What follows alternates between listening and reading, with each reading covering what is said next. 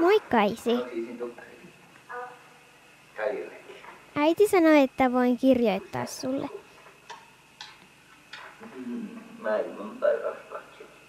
Mitä sulle kuuluu? Mulle kuuluu tosi hyvää. Joskus äiti itkee ja sitten mäkin oon surullinen.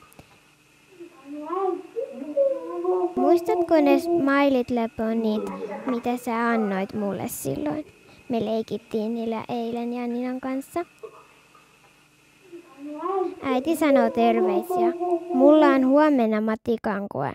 Kumpa sä oisit täällä? Äiti ei osaa auttaa kunnolla. Eikä äiti tee koskaan hevosen kenkää.